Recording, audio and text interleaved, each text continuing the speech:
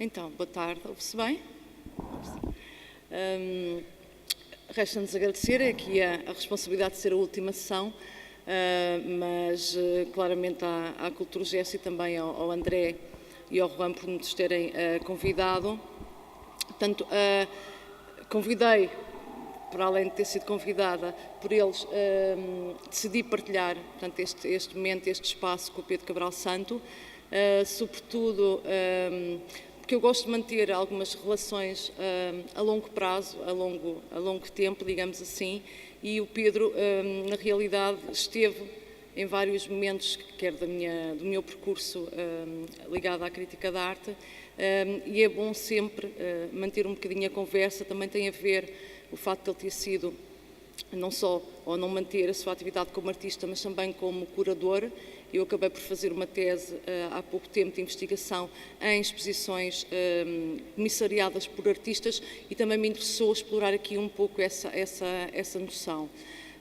Sobretudo, pensando pelo título, não era como era aproximações e proximidades, portanto, não só explorar esta proximidade com o Pedro Cabral Santo, mas também ver de que forma uma exposição a todos estes projetos que ele teve a responsabilidade. Eu vou-me centrar em algumas exposições em que ele esteve ligado, de que forma é que elas não podiam ser só vistas enquanto projetos formais de apresentação de artes, de peças, de objetos, de instalações, mas enquanto acontecimentos que transcendem essa apresentação da arte e se transformam quase em acontecimentos ou em eventos sociais. Isto é, aquilo que a exposição é enquanto forma de produção, não só de produção artística, isto é um convite à produção artística, mas enquanto propiciadora de encontros, de trocas de pessoas que gostam de trabalhar em conjunto e, sobretudo, na fomentação daquilo que nós chamamos e que é quase um lugar como a comunidade partilhada. Mas isso é importante, isto é, aquilo que nós às vezes sentimos é que pode até haver produção, continua-se a fazer exposições, elas não acabam, mas até que ponto é que há uma densidade e que há um contacto entre criadores, entre críticos, entre agentes, entre diretores, que permita que as coisas possam evoluir, que se senta uma energia qualquer no ar que está a construir coisas interessantes. E eu penso que acho que tive em alguns momentos, tive essa sensação de que realmente havia uma energia e uma grande atividade. E foi por isso que eu decidi colocar aqui o Pedro, porque nós falámos nisso. Eu, quando fiz a tese, conheço o Pedro desde 98, penso, escrevi um livro sobre a obra dele e estive ligada a algumas exposições em que ele também trabalhou, mas lembro-me de falar com ele sobre estes projetos e ele dizia isso mesmo, era quase como se essa exposição que eles organizassem fosse uma espécie de obra que transcendia, quase um evento mais totalizante, em que eles passavam as suas horas, os horários, não só a tomar conta da exposição, a fazer a parte da manutenção do espaço, mas enquanto um espaço em que eles visitavam e trocavam ideias. Como tiveram também, para além dessa parte das exposições, tiveram ateliês em comum. Isto é, o trabalho era verdadeiramente coletivo. Hoje parece que se explora muito, está na moda, digamos assim, é uma tendência a falar do trabalho coletivo, toda a gente trabalha em conjunto. Mas o que eu acho mais curioso é que em alguns destes projetos, até aos anos 90, era, na realidade, as coisas saíam naturalmente dessa energia coletiva. E então era isso que eu queria falar e despoltar também um bocado para o Pedro nos falar do que era essa experiência, de que forma ela afetava aquilo que eles iam produzindo, mesmo as peças e em termos daquilo que era a organização.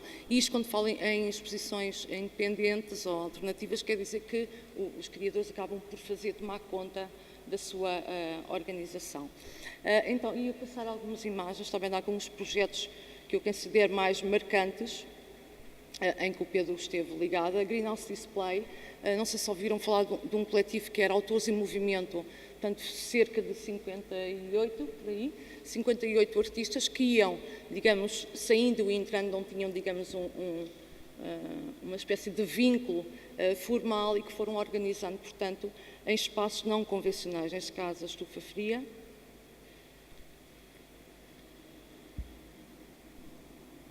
Isto era uma peça do Palmenos e do Miguel Palma, do Palmenos, do Miguel Palma. Okay. e que funcionou, lá está, um bocadinho fora daquilo que era o espaço do Cubo Branco e depois também na Jetlega. Foi na reitoria da Universidade de Lisboa. Portanto, eles organizaram 3 exposições. O que era mais curioso é que a curadoria não era sempre assumida pela mesma pessoa. Isto é, era transitória, digamos assim, e, portanto, formava, digamos assim, uma forma de eles próprios se afirmarem, não como curadores, mas mesmo como artistas comissários. Isto é uma peça do Pedro Cabral Santo, sobre a Europa, que está muito atual, do Pedro Portugal também, e à frente a dele, e da Cristina Mateus, no espaço ainda da reitoria, ou só passando assim por alto, para terem uma ideia de como é que eram estas exposições, o Miguel Leal, e depois também ainda na ZDB, portanto no início, já 3 anos após o início da ZDB, a X-Rated em Lisboa, no Bairro Alto, onde hoje é a loja da Fátima Lopes, uma peça que na altura foi bastante marcante, do Carlos Roque, que era sobre a SIDA, basicamente uma espécie de perigo e de objeto sedutor, quase como se fosse uma bola de espelhos, e também esta peça do Carlos Roque, do Heitor Fonseca, dá ali cheirinhas na despensa, como se fosse um armário, o Rui Toscano, Pedro Cabral Santo também, e o Xana lá atrás, o Paulo Mendes, e também outra exposição na Sala do Veado, no Museu Nacional de História Natural, a Jamba, de 97, e depois que ele esteve também ligado ao Império Contra-Ataca, que é a última exposição, uma peça de Patrício Garrido, tinha a ver com os T1, T2, T3, das casas onde tinha vivido, e depois ainda o Miguel Soares, uma peça meia tecnológica, e ainda o Espaço 1999. Então, aquilo que eu ia pedir ao Pedro, e um bocadinho na base destas imagens, também para vocês terem uma ideia das exposições que foram organizadas, é só uma parte, e na década de 90, era saber que, isto é, a esta distância do percurso, como é que ele olha para estas experiências e de que forma é que isto, de alguma forma, contribuiu para que a carreira fosse desta forma, isto é, o teu percurso artístico tivesse chegado até aqui e de que, não sei se será memórias, isto é, o que é que isto deu como experiência para olhar hoje para um meio artístico? Sei que é uma pergunta complicada. Assim. Bom, em primeiro lugar, vocês estão a ouvir? Não. Trocamos? Já estamos a ouvir. Ok. Em primeiro lugar, obrigado a estarem aqui comigo e agradecer à Culturgest, à Sandra. É muito simples, eu não sou comissário, não tenho essa pretensão. Ser comissário é uma coisa muito importante, eu não sou comissário, sou artista plástico. Estes acontecimentos que a Sandra referiu deveram-se a um facto muito simples. Em 86, 87, Lisboa, e penso que aqui o Porto também, estava completamente fechada. Os jovens artistas, não havia sítios para expor. Os poucos sítios que havia estavam ocupados por uma geração muito forte, continuava muito ativa quando nós emergimos para o mundo da arte e, portanto, foi uma necessidade de criar espaço para mostrar o trabalho. Basicamente foi isso que aconteceu. Daí nós termos trabalhado coletivamente, porque era mais fácil arranjar espaços, era mais fácil arranjar algum dinheiro disponível para se produzir o trabalho. Portanto, foi nesta emergência que nós nos transformamos a brincar em artistas curadores. Foi uma necessidade, portanto, de dar visibilidade ao nosso trabalho, uma vez que não havia nenhuma hipótese. Eu penso que aqui no Porto também era assim, era muito parecido, porque nós conhecíamos muito aqui artistas daqui e dávamos muito com artistas que viviam cá e também tinham o mesmo problema. Portanto, era um problema comum ao Portugal atrasado daquela altura, e hoje continua também, mas naquela altura era muito atrasado nesse sentido, e portanto o esforço era esse. Não era, e isto é uma coisa, às vezes eu leio algumas pessoas que escrevem sobre esse tempo e essas exposições, e há lá um ou dois sintomas que me incomodam bastante, porque são dois sintomas que acentuam uma coisa que não é verdade, que nós éramos, portanto, uma espécie de grupo de retaliação, de combate, de guerrilha, que é um sintoma que é evidenciado, e em segundo lugar, que éramos contra os outros que estavam atrás de nós. Isto não é verdade, não é nada disto, isto é mentira. Portanto, nós tínhamos imenso respeito pelos artistas da geração anterior e da outra ainda, muito mais ainda, dos anos 70. Tanto é que nestas exposições nós convidamos esses artistas. Portanto, nós convidamos Ana Vidigal, nós convidamos o Gilberto. Quer dizer, tanta gente foi convidada. Portanto, a ideia era integrar e era, ao mesmo tempo, sermos integrados também. Basicamente, foi a única forma, na altura, de fazer isso. Portanto, a nossa geração, se é que hoje tem sentido falar de gerações, mas, para nós nos entendermos, a nossa geração foi muito mais imposta do que proposta. Por isso mesmo, porque não havia hipótese nenhuma. Eu acho que agora, passado 25, 30 anos, penso que é diferente. Há muito mais oportunidades. Depois há o problema do reconhecimento, que é outro problema, continua a existir. E da visibilidade das coisas que se fazem. É outro problema diferente. Mas o facto é que, naquela altura, a situação era muito complicada, por causa desse fenómeno que foi os anos 80 em Portugal, porque foi uma espécie de renascimento quase. E isso deu origem a uma pleia de artistas muito fortes que, de facto, tomaram conta do assunto, em todas as dimensões, inclusive a crítica, não é? Portanto, dominaram tudo. Ainda hoje, em 2014, essa geração continua a ser a geração que domina, basicamente, as coisas. Mas, por exemplo, no bom sentido. Como é que tu vês a questão mesmo, por exemplo, dos artistas que começam a expor? Achas que agora há mais facilidade, isto é, comparando, ou tendo essa experiência em relação aos anos 90, ou mesmo ao final dos anos 90, como é que tu vês esta relação?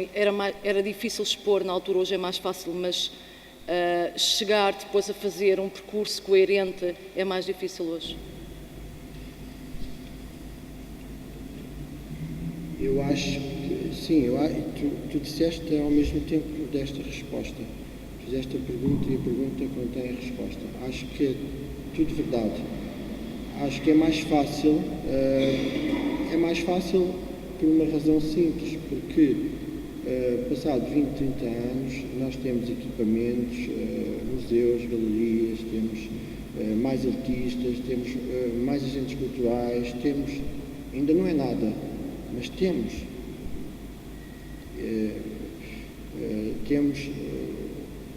mais pessoas afetas ao assunto e conhecedoras do assunto. Temos jovens artistas já que sabem muita coisa, que já estão por dentro de muita coisa. Temos jovens curadores muito profissionais. Eu acho que isso tudo significa maior riqueza. Não quer dizer que o problema esteja resolvido, que não está. No meu tempo, não havia mesmo nada, e tu sabes disso. Era uma tristeza franciscana. Continua a ser, mas era pior. Não é? Hoje a gente temos aqui no Porto um equipamento extraordinário, que é o Museu de Serralves. Já viste a importância que é ter uma coisa destas aqui? Sim, mas a questão, há 20 anos atrás, mas a questão não é ver grandes museus, só isso, é ver estruturas, sobretudo estruturas mais pequenas e intermédias, que eu acho que hoje que na altura não havia, isto é, acho que... Agora estão a acabar outra vez. Sim, tudo bem, mas um pouco do vosso papel foi criar as estruturas mais pequenas de início, não é? Porque não se falava, quando se falava em arte emergente, não se dava importância, isto é, para expor, se calhar, naqueles sítios mais consagrados, teria que se ter já, se calhar, 5 anos, 10 anos. Isso era inimaginável. Pronto, sim, mas hoje em dia isso mudou bastante. Agora, o facto de haver essas estruturas maiores, que claramente, e que servem sobretudo também para artistas com 40, 50 anos exporem, A questão é que não há as tais estruturas intermédias, não é? Entre aquilo que é mais independente ou que nós conseguimos fazer, para depois não haver ali uma espécie de intervalo em que ninguém consegue expor.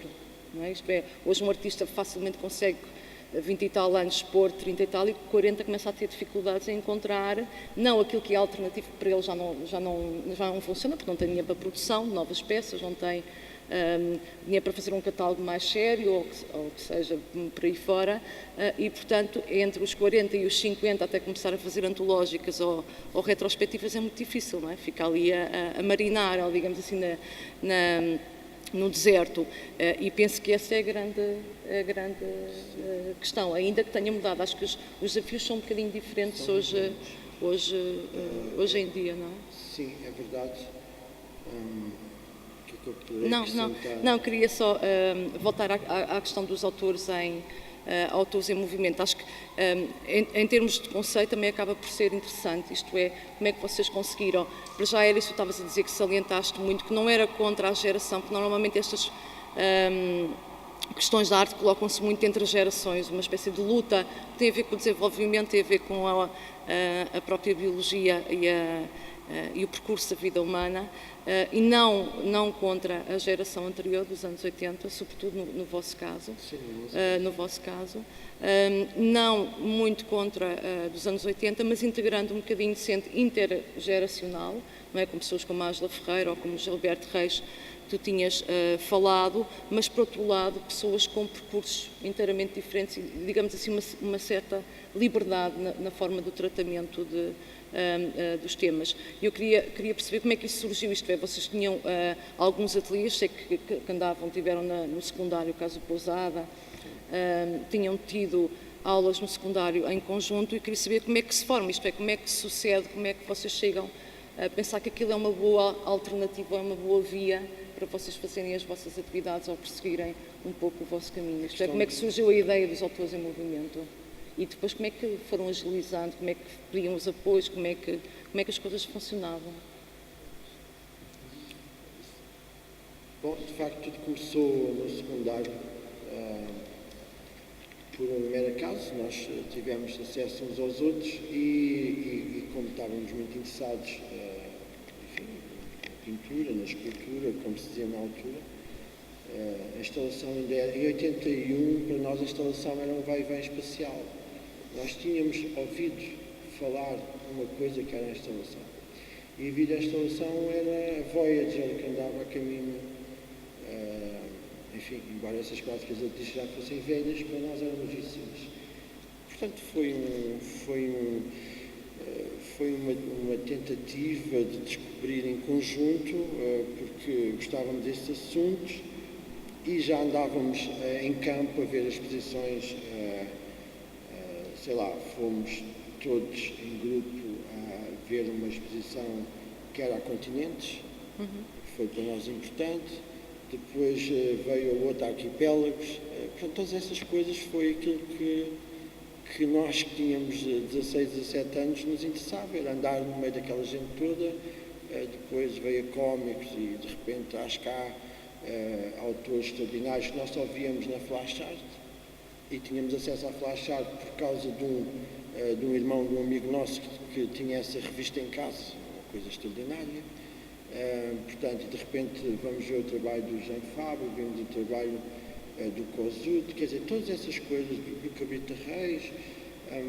Portanto, com 18, 19 anos, rapidamente, antes sequer de pensarmos em estudar para as escolas de Belas Artes, nós já tínhamos um ateliê, chamava-se de Volume, ainda não, era um ateliê em Algés, ao pé do mar, e que ninguém fazia nada. Portanto, nós tínhamos um ateliê que todos eram todos artistas, mas ninguém fazia literalmente nada, porque ninguém sabia fazer nada. Portanto, fumávamos, bebíamos uma cerveja e falávamos. Portanto, normalmente até nem falávamos de arte, falávamos de coisas, de filmes, de artes plásticas, falávamos de filmes, falávamos de política, muito de política. E de vez em quando falávamos de arte. E foi esse o espírito desses tempos. Passado pouco tempo, começamos a falar mais de arte. E começamos a tentar perceber como é que as coisas se faziam. Portanto, foi um pouco por acaso, Sandra. Foi um pouco porque foi um acaso, não é? Mas, uma vez, quando o processo foi disputado e quando nós percebemos que era de facto ali que estava o nosso interesse, então sim, a coisa tornou-se mais profissional e, portanto, os vários coletivos que nós tivemos, entre os quais os autores em movimento, foram no sentido de tentar, como eu disse, arranjar condições para poder mostrar o trabalho. Contudo, eu penso que o que tu queres dizer talvez seja o seguinte, mas não era um vale tudo. Havia, digamos, claro que é importante isto, nós conseguimos distinguir, conseguimos destrinçar tendências entre tudo aquilo que nós víamos. Rapidamente nós elegemos um grupo de artistas com o qual nós nos identificávamos. Eu penso que é isso que é importante, quer dizer, a partir de uma determinada altura nós começamos a eleger um conjunto de indivíduos que nos identificávamos e que, portanto, havia alguma espécie de uma lógica que estava ali situada, não é? A forma como se produzia a imagem visual artística. Entre toda a variedade que está disponível, havia tendências sobre essa produção que nos interessavam mais que outras, é evidente. E depois de nós conseguirmos identificar a forma onde nós queríamos estar enquanto produtores dessa imagem artística visual que nos interessava, nós começamos também a convidar pessoas que de alguma forma nós achávamos que tinham a ver connosco ou que nós tínhamos a ver com elas. Portanto, não gostávamos todos dos artistas, não. Odiávamos profundamente uma série de artistas. E adorávamos, inexplicavelmente, outra série de artistas. Quer dizer, de repente havia, na nossa cabeça, nas nossas conversas, havia indivíduos que eram os nossos Moisés, os nossos Noé. Quer dizer, se havia um tipo parecido com o Noé, era aquele. E havia indivíduos absolutamente objetos que a gente odiava e, portanto, se havia o mal na Terra, era aquele indivíduo. Portanto, nós fomos construindo uma espécie de identificação entre o nosso trabalho e o trabalho dos indivíduos. E isso depois também se refletiu quando nós começamos a ter a possibilidade de produzir e de cruzar as nossas experiências com outras, de escolher indivíduos que nos interessavam mais, uns do que outros. E em termos dos temas, como é que vocês escolhiam os temas para cada uma das exposições? Isto é, a curadoria era de quem ficava responsável por essa exposição? Ninguém queria ser curador.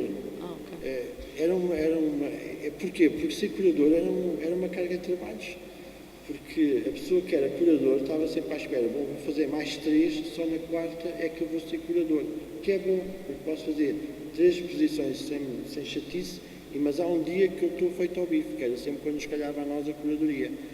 Porque depois os nossos amigos do coração transformavam-se em pessoas muito más, com exigências, gritos, chantagens emocionais.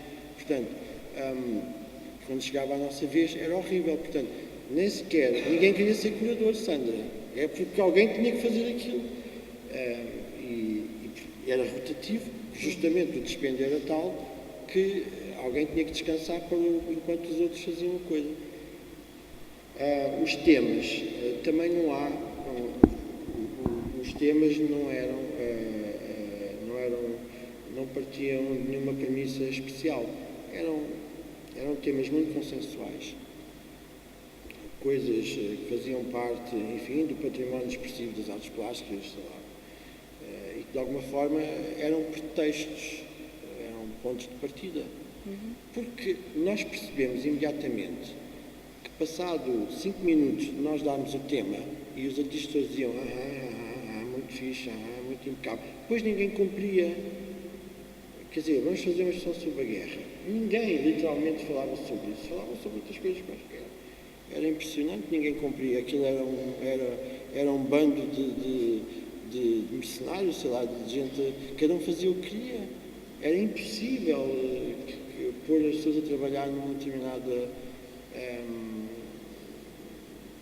Portanto, foi uma das coisas que nós aprendemos, que era os temas, as temáticas, as problemáticas, etc., eram meros pretextos, porque numa exposição sobre ecologia parecia que o tema era a guerra, na exposição que o tema era a ecologia, parecia que o tema era o amor, quer dizer, tudo aquilo estava tudo errado.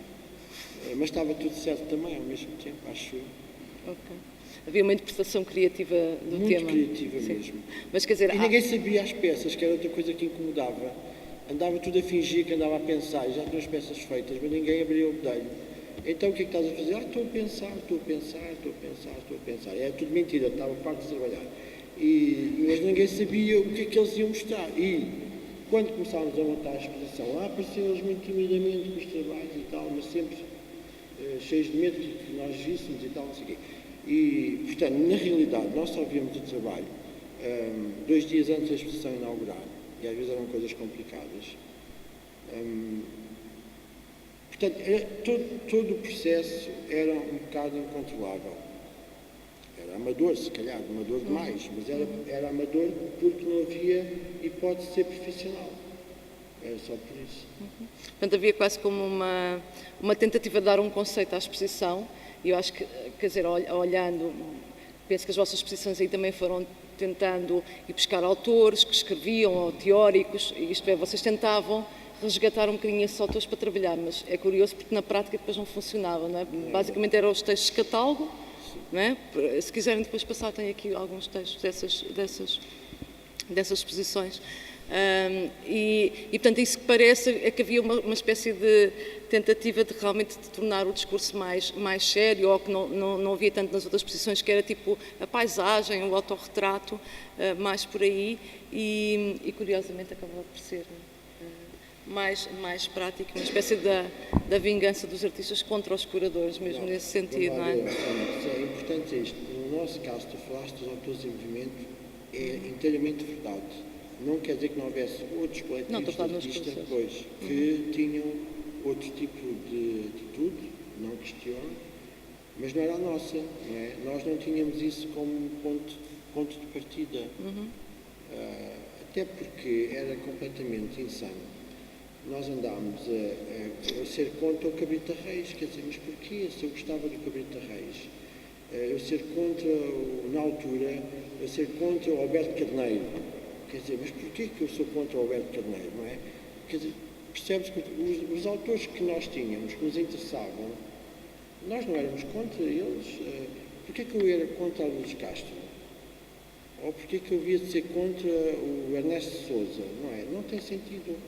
Portanto, que depois os homeostéticos, um bocadinho antes, estavam todos abespenhados com a geração que eu acabei de falar, mas isso é um problema deles, não era o nosso problema, não é?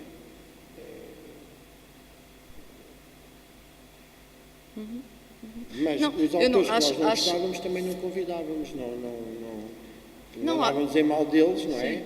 Mas pura simplesmente não eram pessoas que nos interessavam trabalhar, mas não andávamos a denegrir as pessoas na praça, tipo, aquele ali, não sei o quê, não trabalha consigo. Acho que era um pouco isso, sabe?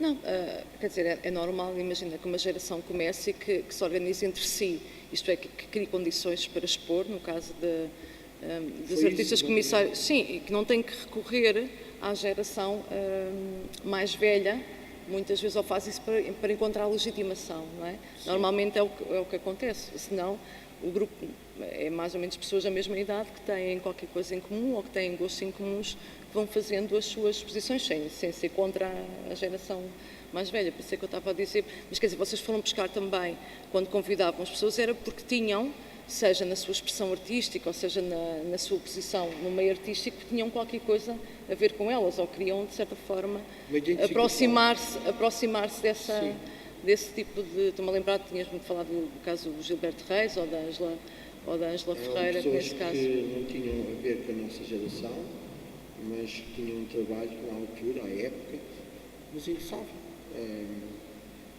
Sei lá, também nos interessava trabalhar com o Damon Hirst. O problema é que o Damon Hirst dificilmente trabalharia connosco. Ou com o Jeff Koons. Também houve uma altura que nós andávamos fascinados pelo Jeff Koons, não é? Mas penso que o Jeff Koons não aceitaria trabalhar connosco. Se aceitasse, teria vindo. Sim. Pois, na altura, na altura, sim. O que é que tu achas que, em termos de de temas ou em termos daquilo que vos interessava, o que é que marcou a tua geração, ou as posições mesmo em termos do teu trabalho? O que é que tu sentes que era diferente do panorama, do que é que se oferecia em Portugal em termos mesmo de arte? Se é que não haveria movimentos diferentes, mas se sente uma tendência qualquer, se calhar a parte da instalação, não é, que vocês começam a desenvolver muito. Sim. Eu diria, não sei, se a cultura popular, muito mais atende se calhar àquilo que tu dizes que é o discurso da televisão, o discurso dito mais popular, será por aí que pode-se ver a diferença? Sandra, isto são coisas vocês estão amassados com a conversa. No meu caso pessoal, mas não foi só no meu caso pessoal, muitas pessoas estiveram próximas e que ainda estão, nós fomos muito influenciados pelos anos 70. Isto é, eu ainda hoje estou completamente, diria, algemado, se calhar é um termo, pelo contexto dos anos 70, em particular das artes plásticas. Isto é, aquele conjunto de coisas extraordinariamente novas, aquela reformulação toda que existiu a partir daquele contexto, que vem dos anos 60 e dos anos 50, e que tem aquele fulgor ali na década de 70, é um material extraordinariamente importante para mim. E de certa forma eu fiquei viciado, não é? Por aquelas práticas artísticas, umas foram reatualizações das chamadas tradições mais clássicas, outras que foram puras inovações. Portanto, todo esse material, que não só material artístico, físico, peças em si, mas também procedimentos, ferramentas operacionais, intelectuais de entender o objeto artístico. E, portanto, de certa forma, eu acho que sou um artista agarrado a um certo passado. Não é um passado muito distante, mas eu não sou um artista up-to-date. Eu sinto que as minhas coisas são velhas, muitas vezes os procedimentos que eu utilizo para trabalhar são antigos, mas eu não consigo sair dali. É como se estivesse viciado, não é? E isso reflete-se em tudo o que eu faço, desde os textos. São coisas que já foram muitas vezes feitas, às vezes que a gente refaz outra vez. É como reviver o passado em Brideshead, é como ir ao Museu Vostel, a mal partida, de vez em quando, ver aquelas coisas de novo, fazem todo sentido outra vez. Portanto, eu estou muito agarrado a esse mundo operativo. Se eu faço um texto, como alguns estão aí, e depois dou uma criança para corrigir, isso interessa-me imenso. Hoje ninguém faz isso, ninguém escreve um texto e dá uma criança para corrigir, mas eu acho que isso é fantástico. É um bocado isso. Tenho um universo expressivo que está muito datado, é conservador, num certo sentido, mas tem a ver com coisas que foram importantes para mim há 20, 30 anos e que me marcaram, de certa forma, essa linguagem mantém-se muito presente. Queres apresentar? O que é que eu posso dizer? Eu, como acabei de dizer, como estou muito ligado a esse período, que continua a ser muito interessante para mim estudá-lo e perceber, penso que é um período misterioso ainda que existe. Eu, portanto, acredito, estou convencido que, portanto, a forma mais simples que nós temos de trabalhar no sentido de tentar produzir uma imagem visual artística, uma obra de arte, é a partir de um pressuposto extraordinariamente simples. Foi o Ataísa que o disse, não fui eu. O Ataísa é um escultor basco importante para mim, um escultor ainda modernista, mas que uma vez ele estava tão chateado porque ele dizia, as pessoas estão sempre a perguntar-me o que é arte, o que é arte, o que é arte, e um artista tem que estar sempre apto a tentar responder a uma pergunta tão complexa. E um dia o Oteiza estava desesperado e disse, olha, isso é uma coisa muito simples, uma coisa extraordinariamente simples. Um artista, em primeiro lugar, relaciona-se com a matéria, seja ela qual for, a partir do qual essa relação tem a capacidade não de produzir significado. E, portanto, uma imagem artística, uma imagem visual artística, é uma imagem que está permanentemente a produzir significado. E eu acredito nisto, é justamente isto que eu acredito. Acredito que a obra de arte é qualquer coisa que existe, coexiste, enfim, nesta margem. E, portanto, nesse sentido, é o que eu tento fazer, é relacionar-me com a matéria de uma forma diversificada. Tenho uma facilidade, que é uma facilidade que tem a ver comigo, que é, eu lido com a matéria, com muitas matérias, de uma forma muito fácil, isto é, tenho recursos que são recursos que não se aprendem em escola nenhuma, são recursos como muitas vezes acontece quando a gente vê alguém nadar muito bem, não tem necessariamente de ter aulas para nadar. Eu tenho alguma facilidade em manipular a matéria e várias matérias, como barro, como tanta coisa, e tento tirar justamente proveito dessa facilidade que eu inexplicavelmente tenho de alguma forma de trabalhar. E, portanto, habituei-me um pouco a submeter essa relação com a matéria, digamos, às ideias que eu procuro trabalhar aqui e acolá. São basicamente essa forma simples, que é, portanto, não sou um artista que está vocacionado para produzir um trabalho que apresenta uma grande coerência formal, por exemplo, mas alguém que vai, de alguma forma, saltando, né, de suporte médio de um lado para o outro, procurando integrar isso tudo numa outra coisa que é muito mais vasta, que é os pensamentos que eu vou tendo sobre as coisas e, portanto, procuro expressar depois de acordo com o meio que é mais favorável para que isso aconteça. Portanto, muitas vezes eu posso utilizar a imagem em movimento para produzir um trabalho por uma razão muito simples, é porque, feitas as contas todas, eu chego à conclusão que a imagem em movimento é a forma mais eficaz para que essa ideia tome forma, tome lugar. Mas também pode ser uma escultura convencional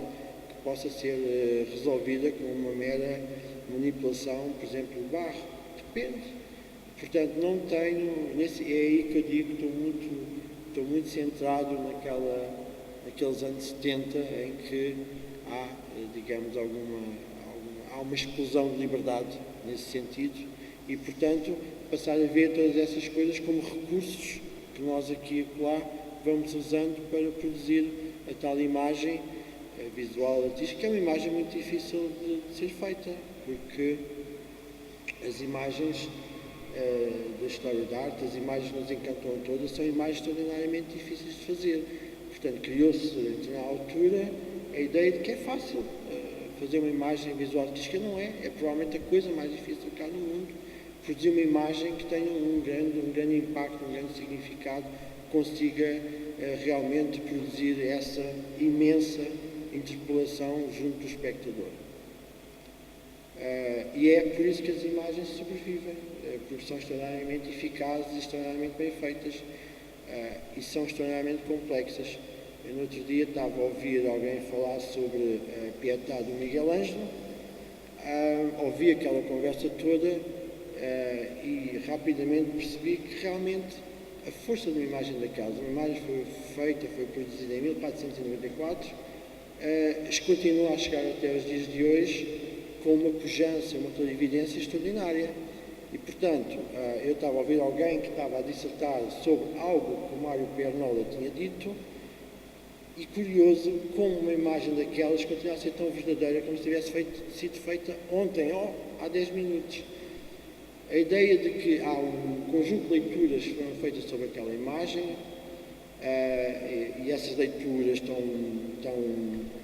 fazem parte de tudo que já foi escrito, são manuais, são manuscritos, são livros, são teses. Contudo, há sempre mais uma história que se pode acrescentar. E sobre aquela imagem, alguém dizia que era provavelmente a imagem mais política no mundo da arte que tinha sido feita até agora. E diziam porquê? Porque a imagem que tem aquela Nossa Senhora, aquele homem com 33 anos, ao colo gigante, que é o Cristo, e portanto toda aquela retórica boa, mas que já não deixa de ser retórica, de que estamos a falar do amor incondicional da mãe pelo filho, de uma mãe pelo filho, por um lado, por outro lado toda a questão religiosa, e de repente o Perniola levanta uma questão fantástica, não é? Aquela imagem é uma imagem política, aquilo é a falência da humanidade. Quem aquela senhora tem ao colo não é Jesus Cristo, é um projeto humanista que foi lançado para o mundo e que o mundo recusou. Isto é fantástico. Vocês estão a ver o poder de uma imagem. Quem consegue fazer uma imagem daquelas? O Miguel Ângelo conseguiu fazê-la. Bom, isto levanta-me outro problema, que é, quando eu me comparo com o Miguel Ângelo, eu sinto-me deprimido, porque eu percebo como sou um atrasado mental e sou um artista que não vale absolutamente nada. Porque quando nós pomos isto a este nível, não é? Quem sou eu para me pôr ao lado de um indivíduo daqueles, não é? Isto é que a mim me causa uma grande amargura, porque eu percebo as minhas limitações, sou suficientemente inteligente para perceber que aquilo não é o meu campeonato. Portanto, e eu confronto-me com isto todos os dias. Como é que é possível ter havido o Miguel Ângelo? Como é que é possível ter havido o Miguel Ângelo? Era humano? Era um alien? Quem era o Miguel Ângelo? Há uma coisa que eu sei, não era igual a mim, infelizmente.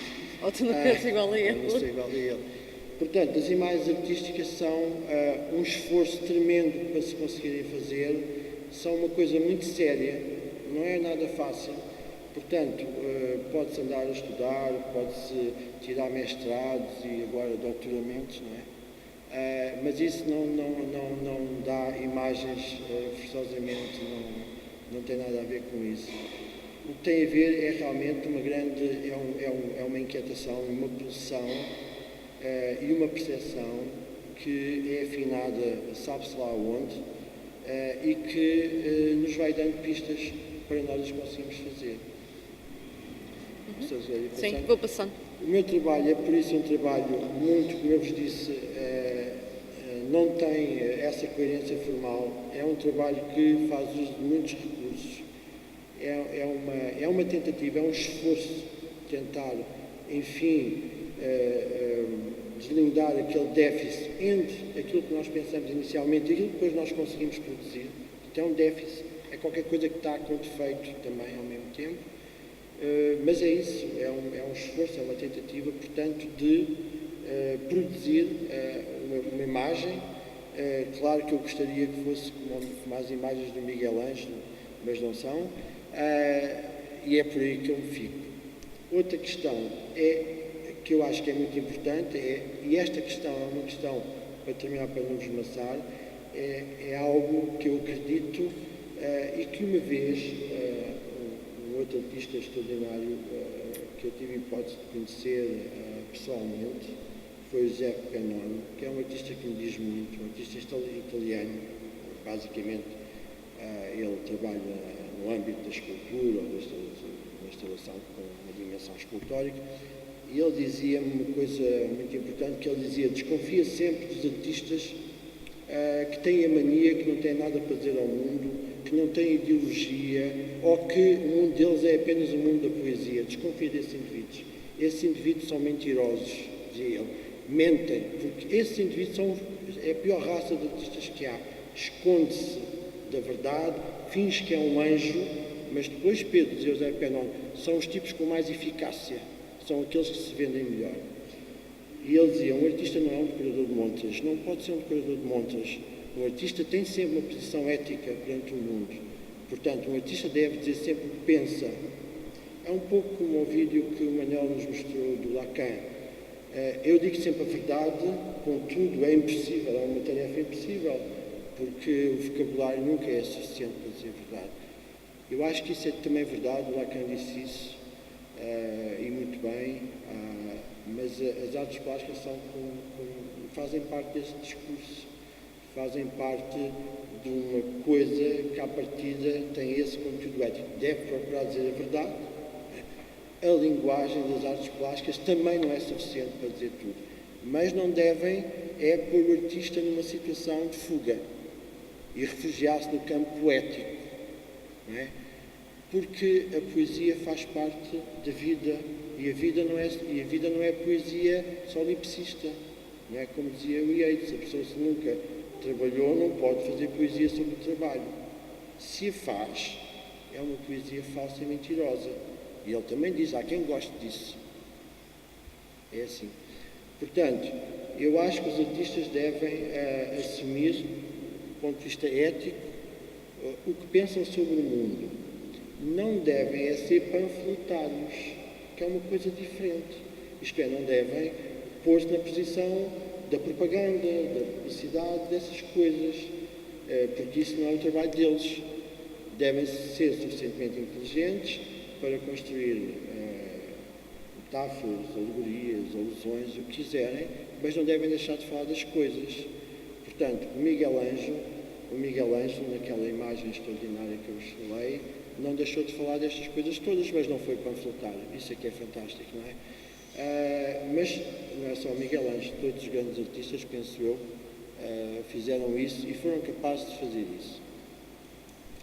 Portanto, desconfiar sempre dos artistas que têm a mania que são poetas, que vivem num casulo, desconfiar de uma arte que se esconde da vida e que se refugia no casulo, muito importante.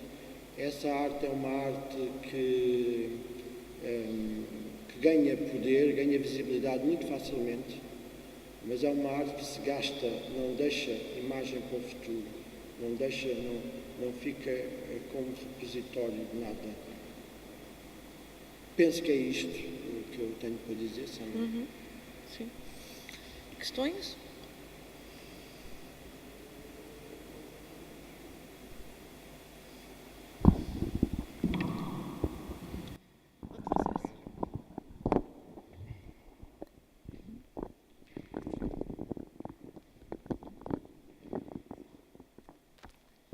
É que assim fica gravado.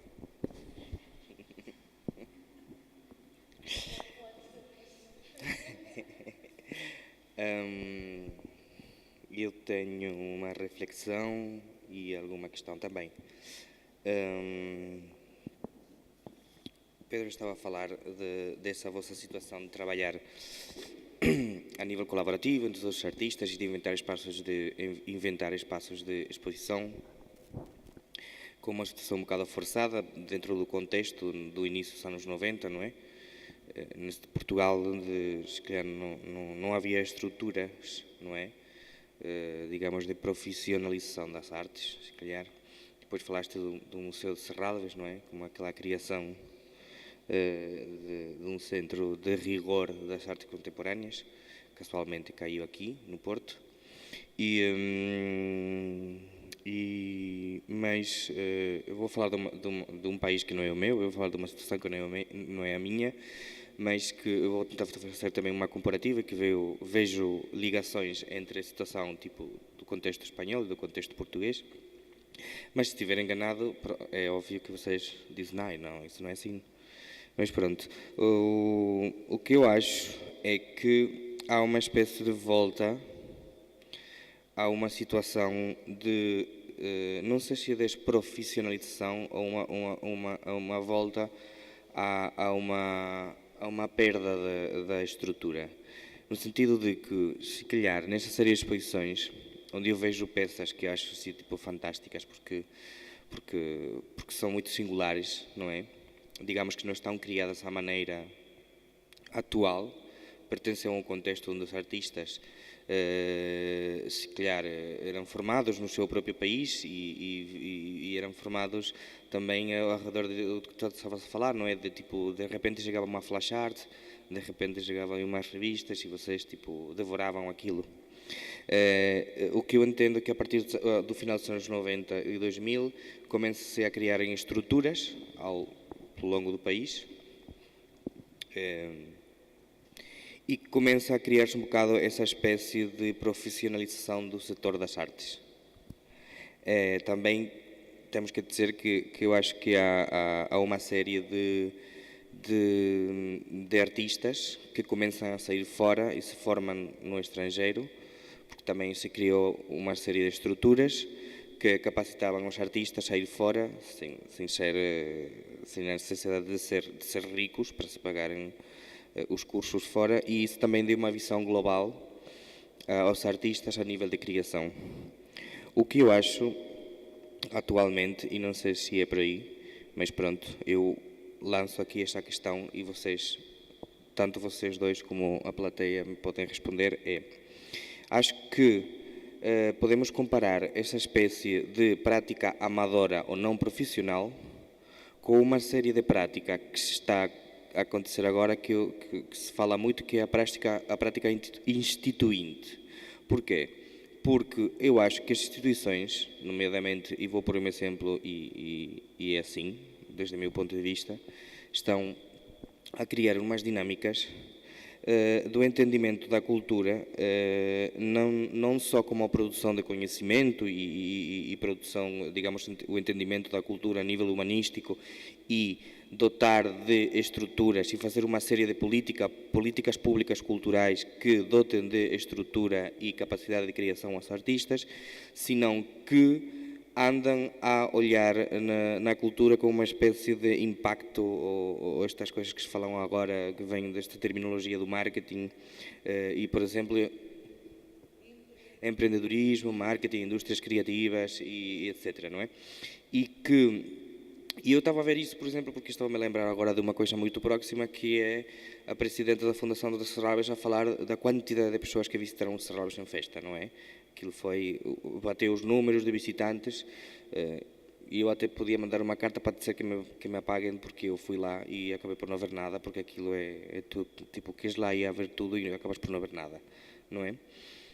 Mas acho que existe uma falta de proximidade da instituição com os artistas, porque acho que esse excesso de profissionalização faz a instituição olhar muito por cima do que é o território. E tu estavas a falar de que Serralves é um acontecimento fantástico, que aconteceu, mas realmente a minha pergunta, se calhar para todos que estão aqui, que há muita gente envolvida com a cultura, é o que é que a Fundação de Serralves, por exemplo, faz agora pelos artistas? Porto ou Portugal? Além de vez em quando comprar uma peça ou outra, e nos trazer exposições fantásticas, fantasticamente montadas, fantasticamente contextualizadas. E acho que há muita gente que está voltando um bocado a fazer essa prática instituinte, de fazer essa labor que as instituições hoje em dia se calhar não fazem, que é,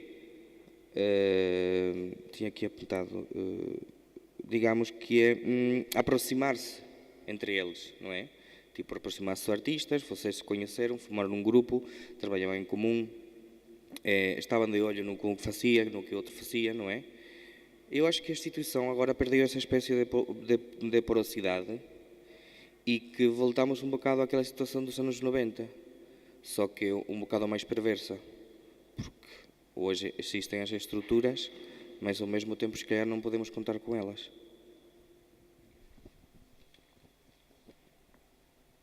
Obrigada, Juan. E depois passo a palavra.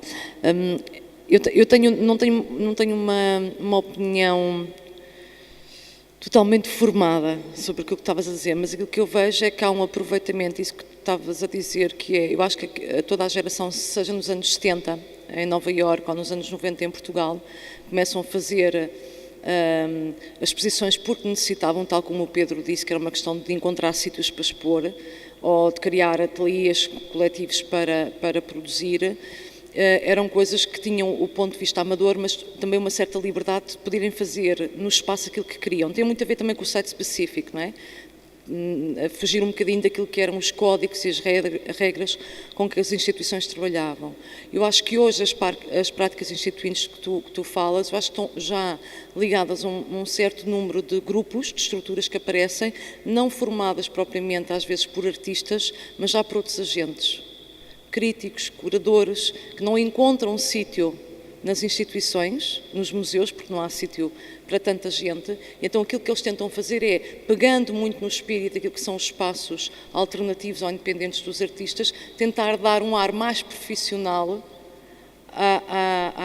à sua instituição, ok? Portanto, isto é uma forma de empreendedorismo e num modelo neoliberal é visto quanto isso, não é?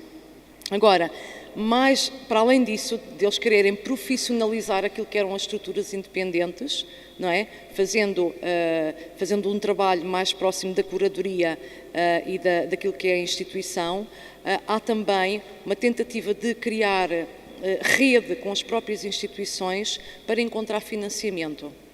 Okay? Esse é um modelo, isto é, trabalhar com embaixadas, e para isso tem que ter uma imagem, tem que ter um cartão de visita, não podem ser aqueles freaks dos anos 90 ou dos anos 70 que faziam as tais exposições independentes. E, portanto, para mim isto funciona mais já dentro do sistema, para mim já é aquilo que é a institucionalização do próprio modelo, que funcionou porque o modelo é dinâmico. Para alguma coisa o MoMA comprou o PS1 em 2000, compra porque sabe que ali está a energia, que é isso que tu dizes, nos museus, os museus existem, mas nós sentimos que eles não estão com os artistas. Isso nota-se onde? Nas inaugurações. Está o grupo de artistas que quer lá expor na próxima temporada. Não está lá a comunidade. Sabes que é assim. Não é? Portanto, isso não é vitalidade de coisa nenhuma. Não é? Está tudo a ganhar mais ou menos o salário, a coisa compõe-se, mas na verdade serve ao meio artístico, não serve, pode servir se calhar a sociedade. Como tu dizes, em Serralves em Festa vai muita gente, isso é positivo. Isto é, eu não estou à espera de ir para Serralves em Festa, eu não vou lá, quer dizer, não quero ser arrogante, mas cá não é aquilo que eu estou habituada ou que eu quero ver, vou noutra altura, não me importa. E acho que, em termos sociais, a legitimidade do museu e da arte para a cultura, isso é bom, que Serralves tenha muita gente, não é? Nós hoje até estávamos a brincar, dizer que esta relação do Porto e de Lisboa, Serralves fez muito bem ao Porto e é fantástico que isto exista aqui. Agora, claramente não é para um grupo de artistas que quer profissionalizar-se e não quer estar nas artes 10 anos ou 20, e nós aqui acho que a preocupação é sempre essa, é como manter um percurso digno durante 40 anos ou 50 anos, que é o que nós queremos trabalhar neste meio. Não é? E, portanto, aí as instituições cá não estão a fazer um bom trabalho. Não é? Porque cá claramente estão mais interessadas em ver as redes internacionais por uma questão também de financiamento, e acho que isto agora, o que é preocupante em termos da cultura, neste modelo que nós estamos atualmente, por um lado isso, que é as estruturas mais pequenas tentarem assemelhar-se a instituições, tentarem crescer, os museus a tentarem ser alternativos, a ir buscar as práticas discursivas, as práticas performativas, porque eles têm que se mostrar basicamente de vanguarda, e por outro lado, na Europa, imagina agora a Europa criativa, é as instituições a tentarem, estão a concorrer no mesmo lugar e no mesmo plano que os artistas e que os criadores. E eu estou a concorrer à DG Artes, mas uma outra instituição, um outro espaço está a concorrer à DG Artes. Portanto, aquele dinheiro que era para os criadores fazerem e para as estruturas, para os coletivos fazerem o seu trabalho, está a ser canalizado para grandes instituições. Isto é, eu se quiser concorrer a fundos europeus, estou a concorrer com a Gulbenkian. Como é que é possível? Não é? Como é que é possível? Portanto, isto vai secar completamente estes grupos mais pequenos e ficam totalmente dependentes das instituições. Se vamos ver o modelo também dos concursos da DG Artes, é a mesma coisa. Eu estou a concorrer para imagina, não estou a concorrer, mas estou a concorrer para um projeto, para uma exposição que eu quero fazer numa tal instituição. Portanto, os criadores é que estão a concorrer para fazer a programação de uma instituição. Okay? Porque dinheiro de produção é zero. Okay? Agora, isto claramente não é culpa de nada, é claramente culpa de como as coisas se formaram e, sobretudo, também das indústrias criativas, não é? colocar a cultura na questão das indústrias criativas, que é como arranjar financiamento. E toda a preocupação maior agora não é o que criar, não que arte criar, mas como financiar-se. Não tenho muito mais a dizer. A importância de um museu como o de Serralves,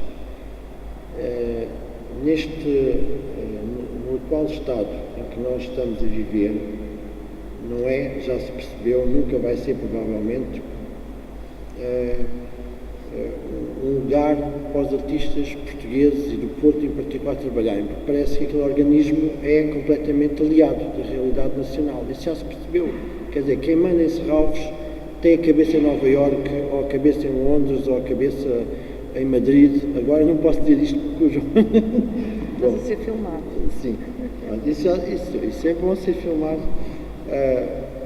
Portanto, Serralves não é um equipamento para o Porto, nem para Portugal, no sentido artístico da palavra. É um equipamento para os portugueses, que é uma coisa diferente. Está num outro estágio.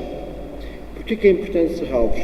Para criar consciência que existe arte e que a arte é importante. Um dia, daqui a 100 anos, Serralves vai ser um complexo museológico para artistas portugueses.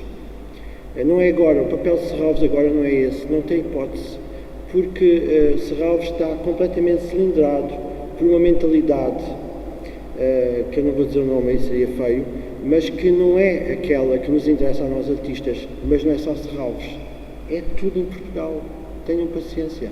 Agora, é importante haver Serralves, é muito importante, para ganhar consciência, para os jovens da escola irem ver o que é arte. Não é a arte que os artistas de Portugal, vocês compreendem que ainda não é a Tate Gallery, estão a ver? Não tem a mesma relação que a Tate Gallery tem para os artistas ingleses, não é a mesma, não é essa relação. Agora, é muito importante que nós tenhamos um museu como Serralves, para fazer um outro trabalho, que é um jovem estudante da área de artes visuais, penso que ainda é assim, que já não é assim que se diz, está a estudar artes, quer ir ver arte contemporânea, paga um bilhete de metro, vai ver arte contemporânea, tem acesso à arte contemporânea, tem acesso a grandes autores da arte contemporânea que têm ali exposto. Isso é um papel fundamental. Aqui há 20 anos nós não tínhamos. A Gulbenkian, de vez em quando, em Lisboa, tinha lá um espaçozinho que nós podíamos ver a arte contemporânea. Depois tínhamos acesso àquela coleção antiga deles e não sei o quê. Mas quer dizer, se quiséssemos ver um grande autor, tínhamos que ir à Espanha, muitas vezes, ou mais longe ainda. Portanto, nesse sentido, Serralves, para responder à tua pergunta, aos artistas portugueses e aos artistas portuenses em particular, não é ainda uma coisa importante. Concordas comigo? Não é importante. Mas já foi, no início. Talvez sim, no início. Mas foi só num período muito pequeno, para se impor, etc. por aí fora. Porque a partir de uma determinada altura aquilo atingiu uma outra dinâmica, que não tem nada a ver com esta que a gente está aqui a falar. Portanto, no entanto, eu penso que daqui a 50 anos, 100 anos, aquilo vai ter outra importância para os artistas portugueses e para os artistas do Porto em particular.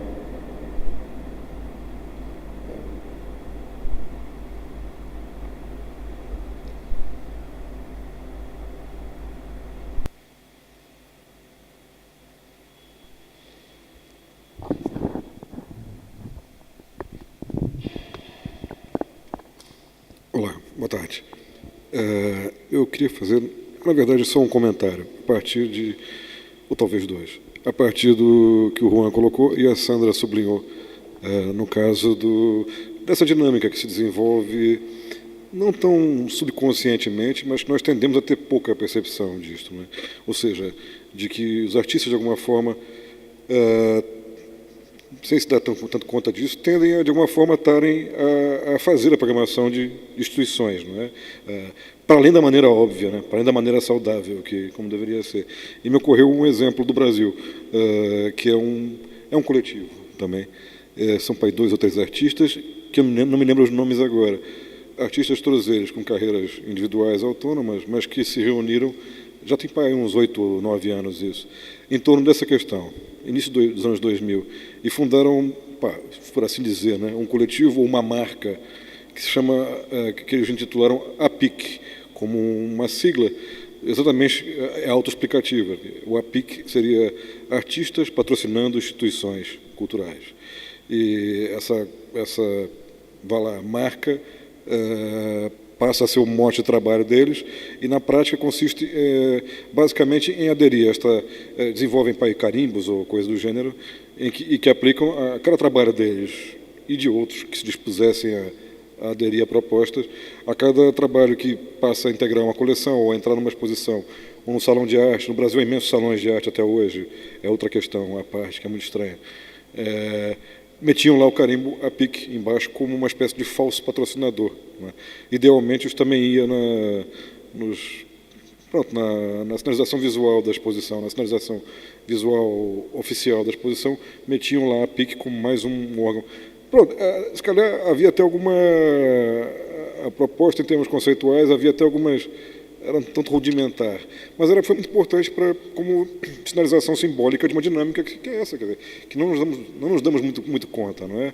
Eu não posso falar como artista, eu atuo na teoria, mas é isso, que estás ali, de modo geral, refém de uma não digo refém, mas tende-se a ver só o lado da coisa. Bem, eu estou para participar do jogo, eu faço a minha parte, que é esta. Mas, se calhar, a tua parte vai muito de conveniência, muito de encontro às demandas de instituições que, por sua parte, não oferecem contrapartidas proporcionalmente numa escala que talvez pudesse ser a mais digna, não é? Pronto, era só esse comentário razoavelmente anedótico em torno da APIC, mas acho que a APIC tem muito a ver com isso que vocês estavam falando aqui agora. Não sei há quantas anos essa empreitada hoje estão ativos ainda. Agora, já me permitindo digredir um pouco, mas a partir do mote colocado pelos dois, ou seja, de práticas coletivas e etc., e, se me permitem também um rápido comentário também do ponto de vista do Brasil, da minha experiência como crítico, acompanhando essa cena de final de anos 90 e início de anos 2000, em São Paulo sobretudo, mas também no Rio de Janeiro. Eu estava a pensar aqui no que o Pedro estava falando do registro em que se deu em Lisboa, no caso de vocês, o contexto que levou a naturalmente elegerem esse tipo de estratégia, não é? O coletivo como uma estratégia de contingencial, não é? Quer dizer, mais do que o deliberado estratégico, era algo que apresentava-se como natural e inevitável para continuassem a dar vazão à produção de vocês e visibilidade e tal. Em São Paulo e no Rio, eu lembro de movimentos muito parecidos, embora talvez o contexto fosse diferente daqui, para bem e para mal, em final de anos 90, mas houve um boom de práticas de coletivos artísticos nesse período, final de anos 90, início de 2000. Mas, a meu ver, estou a falar de Rio e São Paulo, mas, a meu ver, elas se davam em registros muito diferentes, muito diversos. No Rio, me parece que a coisa era um pouco nessa linha, digamos, que o Pedro apresentou, como o contexto deles em Lisboa, ou seja, artistas que passam a trabalhar no modelo colaborativo, comunitário, coletivo, mais e menos enunciado. Alguns gostavam de se enunciar como coletivos, outros só estavam ali a trabalhar juntos, mas sem a marca do coletivo, mas como resposta a um cenário institucional, uma dinâmica de mercado institucional, que no Rio era muito árida ou muito fechada. Nesse sentido, também, talvez vá de encontro ao que o Pedro estava a falar. Muito fechada no sentido disso, de gerações anteriores que gerações de artistas e de críticos, e de curadores, etc., que estavam a determinar muito claramente os rumos da programação cultural no que se refere a artes visuais no Rio de Janeiro. De uma maneira que em São Paulo não acontecia assim. São Paulo tinha seus problemas, mas era diferente. Portanto, quer dizer, o que sobrava o que restava essa malta de entre 25, 40 a 45 anos era começar a fazer coisas juntos, sobretudo à volta do bairro de Santa Teresa, no Rio, que se tornou depois referência arquetípica de o lugar da boemia artística, etc., mas porque inicialmente se davam lá.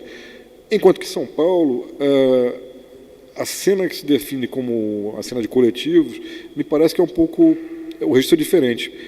Esse final de início de 2000, eu acompanhei muito em São Paulo isso, já era um movimento mais, lá está, até a propósito que o Paulo falou no final, né, dos comentários do Pennoni, eram artistas que se reuniam de maneira muito elaborada e estratégica, por afinidade, e quase sempre, aí sim, com bandeiras. Havia uma coisa do enunciado libertário, ou enunciados políticos mais afirmativos, efetivos e perceptivos.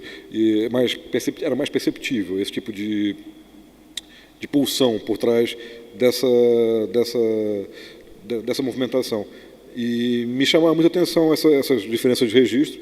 E em São Paulo a coisa chegou a um ponto que eu, inicialmente, tinha imenso interesse em acompanhar essa cena, não só porque eu atuava como crítico, mas porque eu tinha imensos artistas amigos e que estavam ali a envolver-se em projetos desse nível, com essa bandeira política quase sempre onipresente.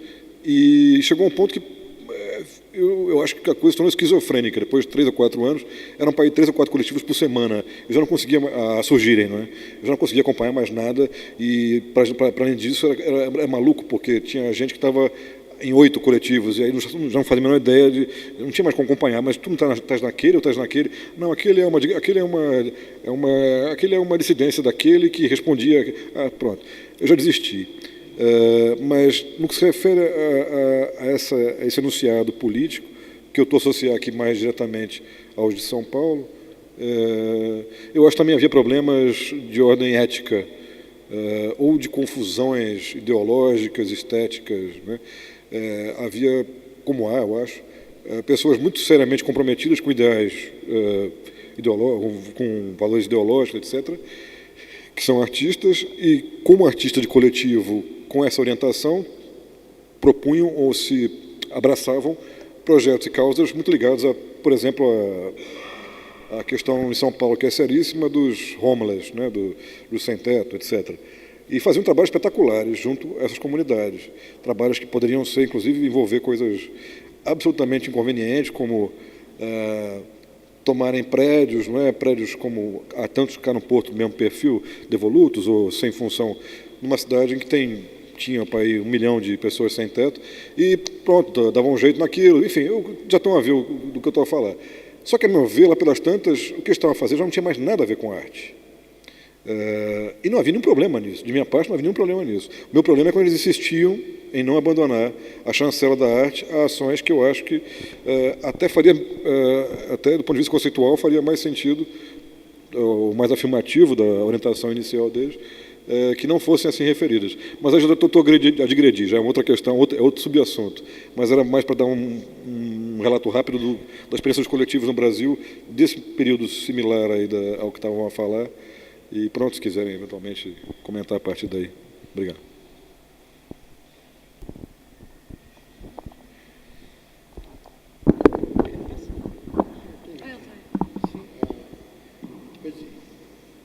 Isso é verdade. Este fenómeno,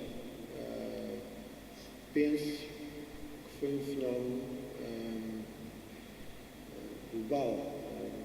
Não digo o mundo inteiro, mas nós percebemos que no Brasil,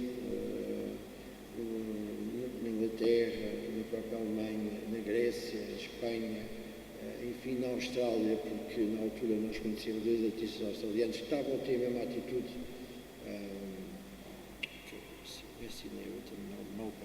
Melbourne. Portanto, foi qualquer coisa também que foi um sintoma desse tempo. Teve a ver com os anos 80, de facto, no mundo ocidental, sobretudo, com aquela explosão que a arte contemporânea teve. Não foi só cá, foi em todo lado. E depois teve como consequência, na altura, essa tentativa dos artistas criarem estratégias de afirmação. Não é? Acho que foi isso. Em relação a uma coisa importante que o Juan disse há pouco, eu esqueci-me, eu peço desculpa, era aquela questão que os artistas agora mais novos trabalham, por um lado, são mais profissionais. no sentido... Eu também não sei o que é ser mais profissional, isso é complicado. Mas são mais profissionais em termos de estratégia, estás a perceber? Em termos artísticos não sei,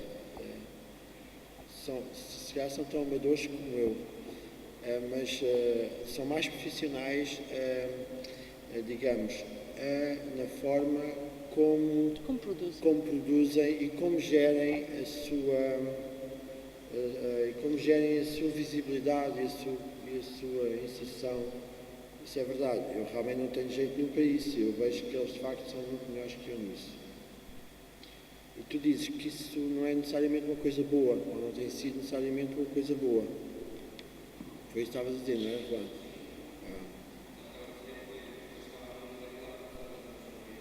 Que era mais fluida, não é? Sim.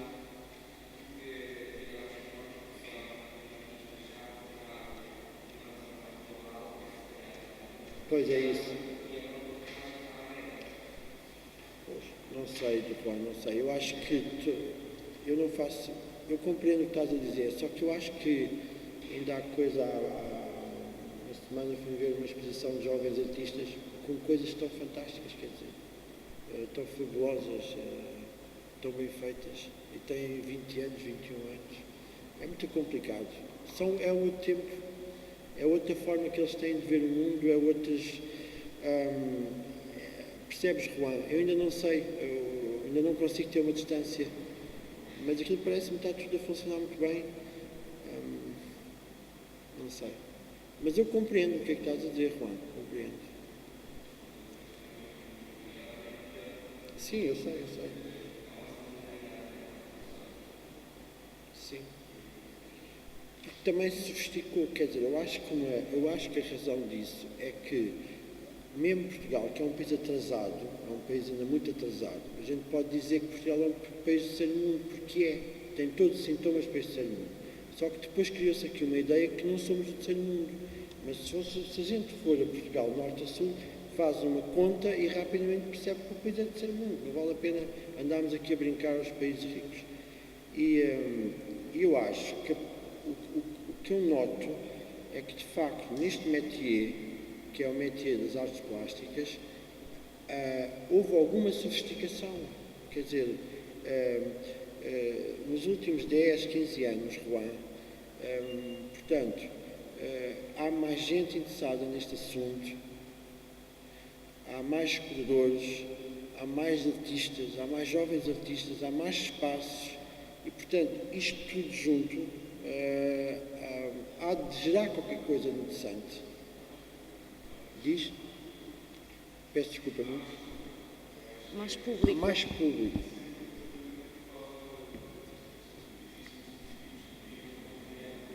Sim. Quer dizer, porque o que acontece é que, Juan, nestes tempos que estavas a falar, quando nós tínhamos 20, 21 anos, 22 anos, era uma situação extraordinariamente pobre. Porque, se vocês virem as fotografias desse tempo, que nós tirávamos ao trabalho, não é? Nós percebemos que aquilo é um ambiente, pode ser muito rico intelectualmente, podem estar ali 20 Wittgensteins em potência, mas é tudo pobre. Aquilo é um ambiente pobre. Percebem? São pobres materiais, não há sofisticação ali material, por exemplo, nenhuma.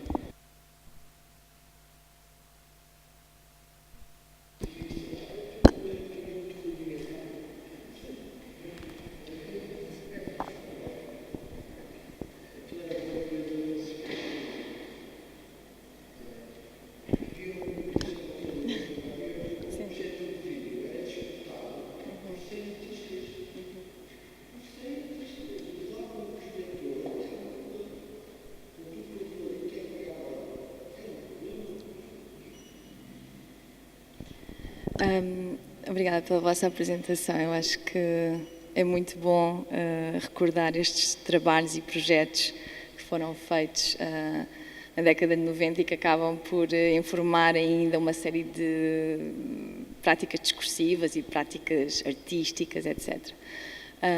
Eu estava aqui a pensar que há uma série de coisas que vocês têm conversado ao longo da apresentação, ao longo da conversa, que eu reconheço e que concordo, mas ao mesmo tempo há qualquer coisa que me cria alguma dificuldade em pensá-las na situação presente, mas não estou a falar da situação presente do panorama económico, político, estou a pensar enquanto profissionais, enquanto agentes culturais a trabalhar em contextos distintos, mas todos nós a trabalhar dentro deste campo.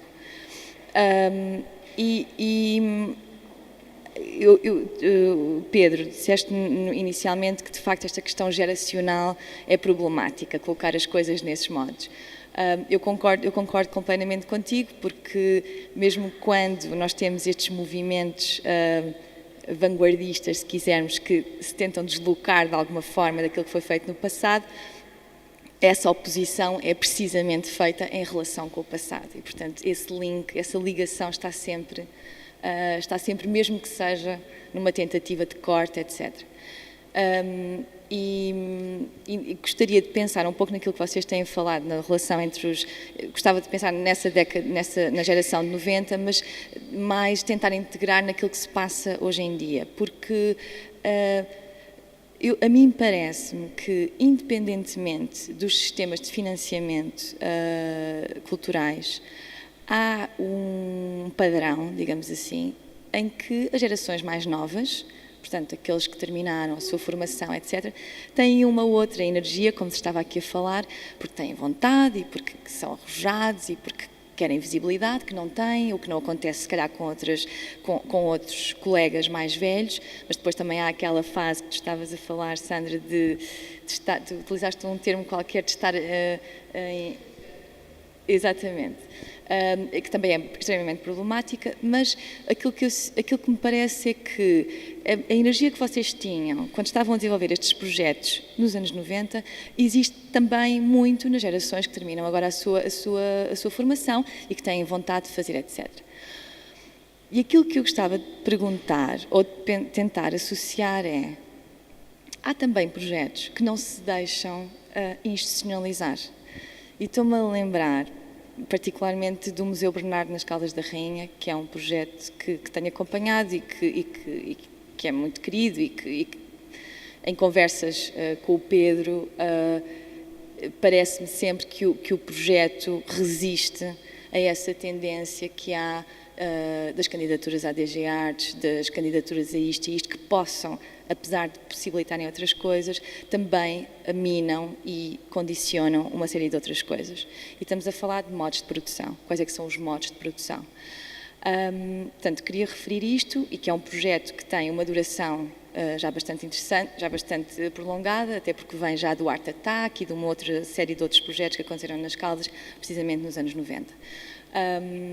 E queria pensar nestes projetos de longa duração com um tipo de resistência mas não de antagonismo atroz, mas de continuação de produção dentro de uma determinada linha que me parece mais independente, se quisermos, e pensar conjuntamente isto com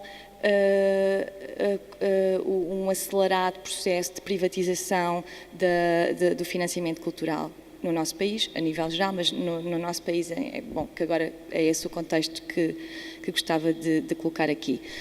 Duas situações que me parecem um pouco antagónicas, como é que elas resistem no mesmo tempo, mas precisamente complexificam aquilo que é a contemporaneidade e aquilo que é os tempos que estamos a viver. E gostava de colocar um outro vértice do triângulo que tem a ver com as cumplicidades. Vocês falaram inicialmente que as exposições são importantes, mas os encontros eram fundamentais, porque se promovia a conversa, a discussão, e eram muitas coisas trabalhadas também ao nível, se quisermos, mais relacional ou mais discursivo, ou o que seja. E, portanto, tentando trazer essa ideia da discussão, do encontro, eu gostava que vocês... A minha pergunta seria: onde é que estão essas complicidades hoje em dia? E se vocês sentem... onde é que vocês as localizam, onde é que vocês as vivem, sem pensar na distinção geracional, mas tentar pensar na coisa um bocado mais expandida, se quiserem.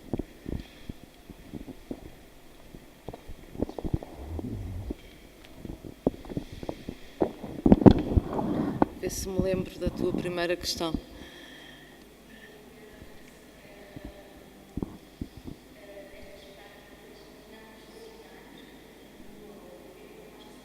Ok. Ok. Sim, há projetos como esse, quer dizer, a ZDB fez 20 anos, não é? Há gente que se questiona se a ZDB deve continuar a existir, uma vez que já é uma outra coisa, não é? E não aquilo que é o espírito inicial, mas também é normal que as coisas evoluam, a pessoa não fica sempre da mesma forma, senão isso é que é parar no tempo. Portanto, não, eu não vejo nada contra o facto dela existir desta maneira. No caso do projeto que falaste nas Caldas, o Museu Bernardo, tenho mais, Bernardo, aliás, e a casa, eu estive na casa, não estive, acho, no museu. A casa, o que é que eu achei? Acho que, por exemplo, isso pode funcionar para os jovens artistas, mas já me chateia um bocadinho, e acho também para os próprios artistas, não é que seja prejudicial, mas acho que não adianta. Okay? Eu acho que as pessoas têm que ter condições de produção, isto é, chega depois de tu fazeres 10 projetos, ou estás 20 anos a fazer projetos, estar sempre no mesmo patamar de condições de produção e de condições de visibilidade, eu acho que é triste. E, sinceramente, aquilo que eu digo às vezes na questão da privatização e da energia que tu falas de sempre fazer projetos, isto é normal, não é? Que cada geração, e eu acho que o salutar é nós, com 20 anos de carreira ou 30, continuarmos com a mesma energia, com vontade de fazer coisas. Isso é bastante bom. Agora, a minha dúvida é se nós temos que continuar a fazer as coisas como se nada passasse. Aquilo que eu disse, acho que nós temos de ter muita consciência do momento em que vivemos e do Portugal. Isto é, se não se valoriza aquilo que é a produção cultural, então se calhar mais valia pararmos um bocadinho e dizer, então se nós não fizermos exposições em que estamos nós a pagar tudo, a produção, como eles pagaram desde o início, não havia meio cultural. E a minha questão é essa, se nós não teríamos que ter mais consciência disso, não está sempre a alimentar o sistema. Porque as pessoas vão e parece que está tudo bem, não é? As pessoas continuam a gastar dinheiro em produções, há pequenas estruturas a funcionar, eu não sei se isso é, do ponto de vista a longo prazo, se isso mostra à política cultural aquilo que é verdade, é que não há tecido cultural, não há dinheiro, não há financiamento. Portanto, essa é a minha questão. Em termos da cumplicidade, penso que as cumplicidades que eu vejo é tu manteres relações. Isto para mim, o que eu tenho com o Pedro Cabral Santo é uma cumplicidade. Okay? Aquilo que eu vejo muito é, isto não é de agora, não é que agora seja pior ou antes era melhor. Aquilo que eu vejo é que as pessoas são um bocadinho despegadas. Isto é, durante um certo tempo dá jeito de trabalhar com aquela pessoa, há maior cinismo, que é aquilo que eu sinto. E aquilo que eu prezo, em algumas, quando eu falo em cumplicidade, é uma cumplicidade verdadeira. Eu estou ali, a pessoa pode contar e vamos manter, não temos de estar sempre a trabalhar em conjunto, mas ao longo do tempo vamos mantendo uma relação de trabalho que é benéfica para o crescimento de um e para o crescimento do outro. E é coisas que se pode fazer porque há um maior conhecimento de ambas as partes e há uma espécie de respeito. E isso é muito bom, que eu agora começo a ver, notar-se enquanto pessoas já não vinha há muito tempo, há ali qualquer coisa que faz muito sentido, e se calhar mais sentido do que talvez com as pessoas que eu conheço há menos tempo. E eu acho que isso vale para tudo, acho que o que eu penso é, quando eu falo em cumplicidades, é nós agimos com as outras pessoas como se fossem pessoas e não como se fosse um meio para chegar a determinado ponto. E é aquilo que eu acho que está instituído. A profissionalização do meio trouxe isso. As relações não são, muitas vezes, de respeito, mas totalmente de uso. Esta pessoa serve-me para isto e eu vou chegar ali por causa desta pessoa. Entendes? É isso que eu noto. E acho que isso tem muito a ver com a profissionalização do meio e da concorrência, que é maior. Como há mais gente, há mais críticos, há mais curadores, há muita gente a querer ter o espaço de visibilidade, é um bocadinho do vale tudo. E, na verdade, não vale tudo, não é? Porque aquilo que eu digo é, não se pode agir como terra queimada, não é? As pessoas, é isso que eu digo. 30 anos, 40 anos envolve uma posição e uma capacidade de gerir eticamente a sua vida e o seu percurso que é muito importante. E eu muitas vezes, quando digo cumplicidade, não é sempre amiguinhos. Eu, quando falo nas cumplicidades, é mais nesse sentido, caminhar junto. Acho que é isso. Não é? E uma das coisas que eu mais valorizo é, por exemplo, a longevidade. Há pessoas que não, que é saltam, não é? Aquilo que eu valorizo muito é isso, 20 anos, 30 anos em que as pessoas não se zangam, que é muito comum, não é? Os coletivos zangam-se todos, não é? Certo? Passado, isto é, aos 40 anos, começam as exposições individuais, ao princípio todos funcionam em conjunto, não é? Porque querem visibilidade, querem em massa afirmar-se. Chega para aí aos 20, 30, começam a aparecer as primeiras galerias, o que é que acontece? É porque o outro é melhor do que não sei o quê, é porque aquele não sei o quê, portanto, vão tentando minar, não é? E, portanto, há um afastamento e as pessoas chegam a uma altura já ninguém está com ninguém. Não é? E eu acho que aí tem que haver, é claro que isso também vem com a maturidade, não é? Não podemos, é assim, pronto. Agora, aquilo que eu acho é que para todos é bom que haja muita gente a trabalhar e tentar salientar, isto é, com um meio tão pequeno, é bom dizer se o trabalho que esta pessoa está a fazer é bom, é ter essa certeza que as coisas servem para todos, não é uns que vão ficar de fora. E penso que isso é muito importante no meio. Num meio tão pequeno quanto o nosso, acho que muitas vezes o lembrar isso, mas isto estou-me a perder. Mas, bom, era isso mesmo, a questão da longevidade, eu acho que isso é salutar. Não é? Devia vir no currículo. Não é? Tipo, quanto tempo é que tu... é um bocado como os empregos. Só nosso, é um problema... Não, é um problema de todos. Os coletivos todos. É os coletivos e os curadores todos, os diretores todos, é uma coisa geral. E que também não é só deste meio, nas outras profissões é a mesma coisa, acontece em todo o lado, não é? E a maior parte dos problemas que nós temos são desses, não é de dinheiro, basicamente, é porque não sei quem fez, não sei o que mais, ou porque... E acho que isso é um bocadinho descruzado e nota-se também muito nos artistas, não é? Porque essa visibilidade tem que ser total e, portanto, sente-se muito se um curador convida um artista, se um convida o outro. Portanto, há sempre essa questão de concorrência que é tramada. No fundo é tramada, porque nós gostamos de ser os escolhidos, basicamente. Não é? Todos nós gostamos de ser os escolhidos. Mas pronto, é a vez a cada um. E acho que nisso é a tal importância. Não é tanta questão da amizade, era isso que eu queria dizer, mas mais contar com, facilitar. É verdade. Portanto, este coletivo desapareceu do mapa e a maior parte das pessoas deixaram de falar umas com as outras. Sei lá porquê. Muitas questões, não é? Mas não é, acho que é natural. O irmão da Gertrude Stein uma vez estava a contar uma história que estava a contar ao Picasso se vocês os cubistas trabalharam 3 anos, incrível. E o Picasso respondeu imediatamente, 3 anos, 5 meses. Portanto, acho que isto é uma coisa que não foi mais rápida que os autores em movimento. Portanto, agora a falar sério, o problema é que há de facto, como a Sandra disse no início, havia uma vontade de mostrar o trabalho e aí houve esforços para se conseguir produzir as coisas. Passado algum tempo, cada artista deixou vir ao de cima aquilo que é próprio da natureza humana, que é o egoísmo e a tentativa fratricida de matar o colega artista que está ao lado.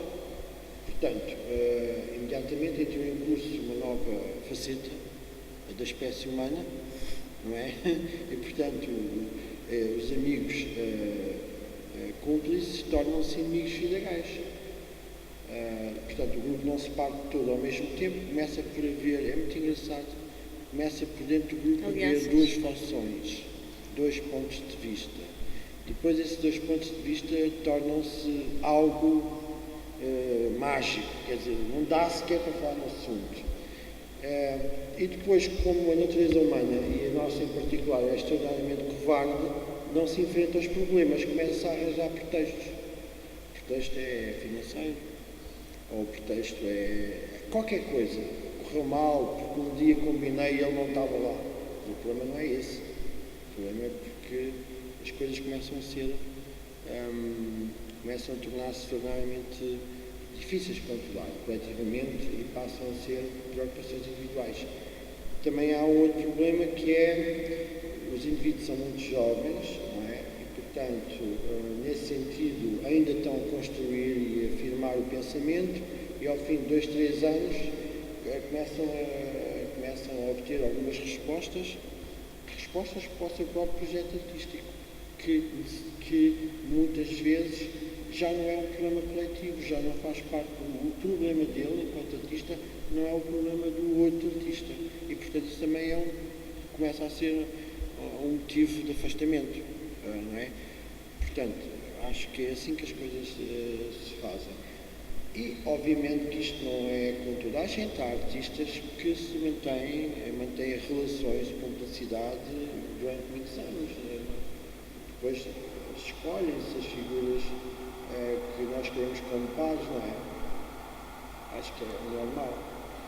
Em relação àquilo que a Carolina disse na primeira parte, pois é verdade, eu também acho que sim, Carolina. Eu acho que os artistas que têm agora 20, 21 anos, à partida, são no mínimo iguais a mim, se não melhores. Quer dizer, não há nenhuma é impossível pensar o contrário, quer dizer, seria um absurdo. A questão da profissionalização que a Sandra falou, que é a questão que há bocado também estava a responder ao Juan, mas quer dizer, se calhar é um fenómeno que aconteceu, é mais um daqueles fenómenos que quando, portanto, nós, uma vez o Ernesto Sousa, quando regressou, das várias vezes tentou regressar, uma das suas tentativas de regresso, portanto, andou a tentar perceber quantos artistas interessantes, e para o Ernesto Sousa, um artista interessante não era uma coisa qualquer, era um artista que ele reconhecia como alguém que estava consciente do seu papel, consciente, enfim, da história, consciente do papel dos artistas na história, não é uma coisa qualquer. Mas quantos artistas interessantes havia em Portugal para ele trabalhar? E ele disse, contei 5. Ele contou 5, havia 5 indivíduos em Portugal que ele achava, o Ernesto Sousa, que tinham capacidade para aguentar o que ele estava a propor. E ele disse, eu consigo facilmente ir buscar 10, 15, a França, a Bélgica e a Alemanha. Também são portugueses. Portanto, tudo junto dá 20 artistas. Seja 20 ou 30 ou 40. Estamos a falar de pouca gente, não estamos? É pouca gente. Estão a perceber? Eu acho que, nessa altura, o que era falar do mundo das artes plásticas com 20 indivíduos ao barulho? Parece uma coisa de betos, não é? Portanto, quantos é que vão jogar polo? Há 20 tipos para jogar polo. Fantástico, há 20 cavalos. Estão a ver? É ridículo. É um número inexpressivo. Não tem sentido. Andámos a fazer uma história de arte com 20 artistas. Isto é para rir. Não é? Íamos aqui a Espanha, tínhamos 400 mil artistas. Mas aqui havia 20 artistas, Carolina. Não tem sentido. O que nós estamos a construir agora, com as escolas de arte do Porto, de Lisboa, somaram-se as outras, está-se a construir uma verdadeira, penso eu, comunidade artística, que não é só de artistas, é de pessoas que têm uma formação no âmbito das artes visuais. Podem ser artistas ou não. E eu acho que, qualquer dia, temos um número de gente suficientemente interessante para, então, nós temos, olha, para Serralves, quando tu tivesse esse número de gente, Juan, Serralves, tem que pensar 2 vezes, estás a ver? A Culturgest de Lisboa, e nós estamos aqui, que é para o Miguel Bantes nada me ouvir, a Culturgest de Lisboa, já empregou os artistas belgas todos. É engraçado, não é? Muita qualidade, mas estão a ver, se tivermos aqui 4.000 artistas, É só um aviso. Se tivermos aqui 4, se calhar a Culturgest tem que pensar, espera aí, temos aqui 4.000 artistas em Portugal. Tem a ver com isto, enquanto nós não tivermos massa crítica, vamos ter sempre este problema que é, de facto, um problema que é evidente, quer dizer, com poucas pessoas, com pouca diversidade, isto não funciona. O que estamos aqui a fazer é isso, estamos aqui a tentar. O que é que nós estamos aqui a fazer? Um sábado, no Porto, um dia maravilhoso, estamos aqui a ouvir uns aos outros. Olha, estamos a tentar criar a tal comunidade artística, que ainda não há. Eu acho que o Pedro é muito otimista. Isto é, eu vejo as coisas um bocadinho pior. Acho que já tivemos mais ao nível da profissionalização, com mais gente, por exemplo, ligada à produção, que fazia muita falta. Antigamente, as pessoas que trabalhavam em produção, nas posições, eram todas do teatro ou da dança. Nos projetos terminal, que trabalhei com o Palmeiras, era assim, nós íamos buscar as pessoas da dança e do teatro. E, a certa altura, os cursos de curadoria, que foram lançados a partir dos anos 2000, permitiram que houvesse produtores ligados às artes plásticas. Hoje em dia, essa gente já teve que ir outra vez para outra área, porque não há possibilidade de ter mais ou menos um trabalho continuado. Portanto, aí acho que a profissionalização já não é tão...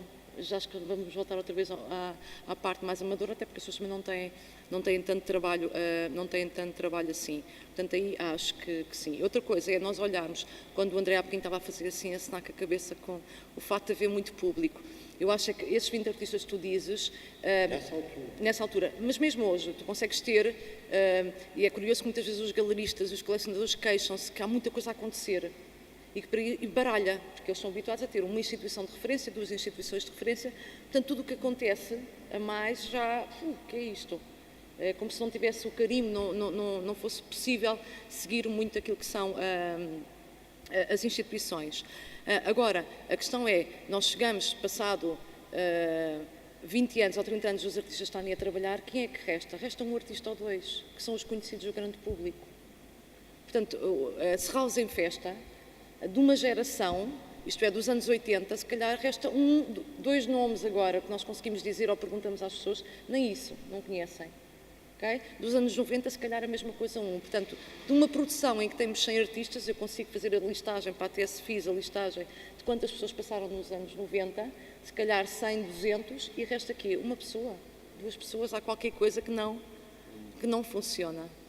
Não é? Em termos daquilo que é a riqueza do meio, isto é, eu gosto imenso de livros, mas aqui se calhar deviam estar artistas, não é? Tipo em salas de exposição, como na Chiado 8, não é? Portanto, há mais espaço, e há artistas, no Porto, de certeza que há artistas, não é? Como em Lisboa. Portanto, é a tentativa de nós pensarmos muito, se calhar na tal comunidade, tu dizes, a preocupação tem que ser a comunidade fazer as coisas para que o próprio meio funcione e não muito olhar para si. Para as instituições olharem para o internacional. É fantástico, os curadores têm que se preocupar com onde é que vão a seguir, claramente.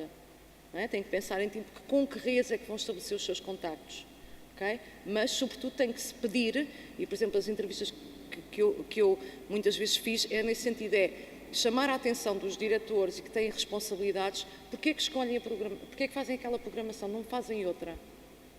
E as pessoas têm que ser responsabilizadas nesse ponto. Eu acho que se o meio funcionasse melhor, nesse sentido crítico, não é os artistas virarem-se uns contra os outros, e os curadores virarem-se uns contra os outros, e perguntar a quem tem esse poder, dizer, porquê que isto não acontece? Porquê que uma sala está vazia? Porquê que em Serralves não são feitas mais exposições de artistas portugueses? Nem é uma questão de cota, porque aí teríamos que ter artistas do Porto e não funciona. Por exemplo, no BAC, bem, em Barcelona também surgiu essa questão. Não é isso que interessa, o que é que realmente faz falta neste meio para ele funcionar melhor? E claramente há tanta coisa por fazer, tanta... E tem a ver com... Sandra, posso? Permisso que eu diga... Sim, ele está a dizer tempo. Temos que acabar. Temos que acabar. Ele vai, continua. Então, é o último. Vocês conhecem todos o Juan Munhoz, que já faleceu, um extraordinário artista, o qual saiu daqui, que já faleceu. Mas o Munhoz, uma vez, soube essa conversa, portanto, porque é que os artistas não expunham no MACBA, não expunham... E até a questão até estava muito ligada com a questão do Museu Global, o Museu Gana. E o Juan Munhoz teve a coragem de dizer uma coisa que toda a gente aqui pensa, que é, ele dizia, em Espanha, na altura, ele dizia, anda tudo a fingir que é gente importante, portanto, ninguém fala que os artistas espanhóis têm que ser expostos no sítio, mas é tudo a fingir que está lá. E depois não estão. Quanto muito vão parar ao Centro Andaluz de Arte Contemporânea, já ficam contentes, já é um conhecimento. Mas depois não entram naquele sítio. Ele disse, não, eu acho que se deve discutir se nós temos um equipamento como o MACBA, por exemplo, e na altura discutia-se a questão do financiamento daquele museu, que não era totalmente da Securitate ou da Catalã, então porquê que os artistas espanhóis não podem expor no MACBA? Estas questões foram... houve alguém com coragem para discutir isso. E aqui nós estamos ainda antes dos espanhóis, que é muito feio falar-se nisso. Porquê? Porque ninguém quer ficar com o hobby de andar a vender-se. Tipo, porquê? Porque é feio. Então estás-te a oferecer para expor. Não digas assim, isso é feio. Portanto, é assim que nós ainda estamos num estado completamente reptiliano. Portanto, nós estamos a qualquer coisa ainda muito primitiva. Porque, de facto, as pessoas deviam discutir isso abertamente. Portugal, por razões que todos nós conhecemos, tem um déficit de artistas no passado. Nós não temos uma coleção decente de artistas portugueses do século XVI, XVII, XVIII, XIX. Tivemos sempre indivíduos que podiam ter sido o máximo. O Pedro Alexandrino foi um grande pintor, era um homem cultíssimo. Onde é que está a obra do Pedro Alexandrino? Eu quero vê-la, só que não consigo ver, não é? O Domingos Sequeira é o nosso Velázquez, e o Velázquez já tinha um pai português, mas não interessa. Ele é o nosso Velázquez. Onde é que está a obra do Domingos Sequeira? Eu não conheço. E a obra do Gregório Lopes, que é tão bom, é o nosso Masságio. Pois é, onde é que está a obra do Gregório Lopes? Eu não conheço. Este é o problema do país. Nós não conseguimos ter um núcleo de artistas, núcleo de clássico, que seja representativo, sequer para fundar uma tradição. Não é? Enquanto que a gente vai aqui à Espanha, aqueles indivíduos bombardeiam-nos com os Zubarãs, com os Ribeira, com isto, que aquilo nunca mais para, não é? Por aí fora. Pois nós não temos isso, temos ali um buracão enorme. No século XX, nós já devíamos ter a responsabilidade de cuidar desse gap, desse buraco, e construir com muito cuidado uma coisa que não teve no século XIX, XVIII, XVII e XVI. Mas continuamos a brincar aos tais indivíduos que não querem ficar mal na fotografia e a não fingir que está tudo bem. O problema é que o século XX acabou e vamos ver o que é que a gente tem para mostrar aos vindouros. Vamos ver. Eu tenho algumas desconfianças sobre esse assunto. Por causa disso, Carolina, porque há de facto há uma falta de clarividência, há uma falta de interesse. Quer dizer, tivemos um século XX, não foi todo bom, com muitas oscilações, mas tivemos algum espaço de tempo para programar isto, para criar fundações, para criar hipótese de nós termos trabalho, para termos, conseguimos criar algumas condições de conforto, no bom sentido. E isso não foi feito. E eu temo que agora seja muito difícil que isso seja feito. Estão a perceber? Porque, e depois é a tal questão, não se pode falar em nada porque fica tudo muito incomodado. Qualquer coisa que se diga, as pessoas ficam chateadas. Portanto, assistimos a uma programação em que é gasto o nosso dinheiro, em que se gasta tudo com belgas, holandeses, franceses, escandinavos, suecos, por aí fora. Desta gente toda, há indivíduos extraordinariamente consagrados. Há indivíduos que eu não conheço de lado nenhum, mas ninguém fala deste assunto com ninguém. Isto é um assunto tabu. Eu tive aqui um senhor, que é meu amigo, chama-se Douglas Gordon, vocês todos conhecem, veio expor ao CCB. E disse-me a mim, ao Luís Algariz, a jogar matraquilhos, que nunca na vida tinha sido tão bem pago. Como aqui. Uma expressão que fez no CCB. Nunca em lado algum tinha sido tão bem pago, de tal maneira que ia tirar umas férias na Austrália com a namorada. Quer dizer, estas coisas... Isto é para rir, não é? Só pode ser. É inacreditável, quer dizer. É óbvio que depois este discurso mal interpretado pode resvalar para pessoas que têm inveja, dor de cotovelo, e é isso que eu não quero. Eu estou-vos apenas a dizer que estas coisas existem, mas não podemos fazer este discurso, porque aqui em Portugal, rapidamente, se cria uma ideia que nós estamos a ir contra alguém, estamos a ser maldosos. Não, era preciso discutir estas coisas de facto. Como é que se cria massa crítica? Como é que se cria uma plataforma de autores que de alguma forma possam trabalhar com algum sustento intelectual e material? Porque eles têm que comer, têm que comprar livros, têm que ir têm que ter um ateliê, têm que ter... Quer dizer, os artistas têm que ter alguma forma de viver, não é? E o país tem essa responsabilidade de criar também condições para que alguns artistas, não é todos, isso é impossível, mas um grupo de artistas consiga sobreviver com o seu trabalho honesto, que é de tal produção de imagens. Não, se a gente passa a vida a gastar o dinheiro que tem, que é pouco, com outras coisas, os outros não conseguem fazer esse trabalho. Isso é verdade, isso é um problema muito grave que nós temos aí à porta. É um problema que as artes plásticas têm em Portugal. É um problema é um sistema que não se consegue alimentar ele próprio. Não é? É a minha opinião pessoal sobre isso. Com grandes indivíduos, com indivíduos fantásticos que nós temos e tivemos, pessoas com muita capacidade, inteligência pura, reconheça-se tudo, talento, não se consegue uma produção equilibrada, coerente, é muito difícil, com algumas exceções, felizmente, ainda vão haver. Não, eu acho que também há a ideia, só para fechar, há a ideia que quando nós criticamos que não estamos a ser cosmopolitas ou que a questão da globalização, claro que nós temos que ter artistas estrangeiros a expor aqui em Portugal e temos que mostrar a obra, isso é importante. Agora, isso não dificultar a produção artística nacional, ou não é só a produção, mas a exposição, a capacidade expositiva de artistas portugueses nas instituições. A mesma coisa, estou a ver aquilo que tu dizes, por exemplo, em relação à história. Há um desconhecimento grande da história da arte portuguesa. Conhece os nomes mais ou menos, as pessoas não sabem a fundo o que é que se passou, não conhecem os nomes como Gregório Lopes ou o que seja, na maior parte das vezes. E aquilo que acontece, por exemplo, a nível expositivo, acontece a mesma coisa ao nível dos livros. Não há produção. Não há produção. Quer dizer, imagina, mesmo que não fosse fazer exposições, os artistas podiam fazer livros, podiam editar, podiam fazer circular a sua obra de uma outra forma. E a verdade é que não há nem uma política, nem há uma preocupação com isso. Há, possivelmente, trazer de fora, não é? Mas, mais uma vez, não produzir a partir daqui. E acho que isso não cria... É claro que o mercado português é muito pequeno para fazer financiamento desse tipo de produção é muito complicado.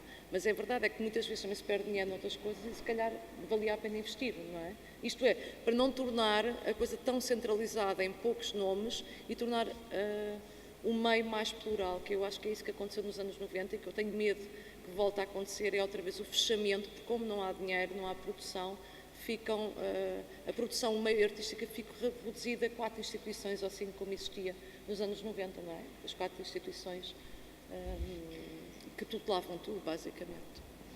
E está, não é? Obrigada por terem vindo.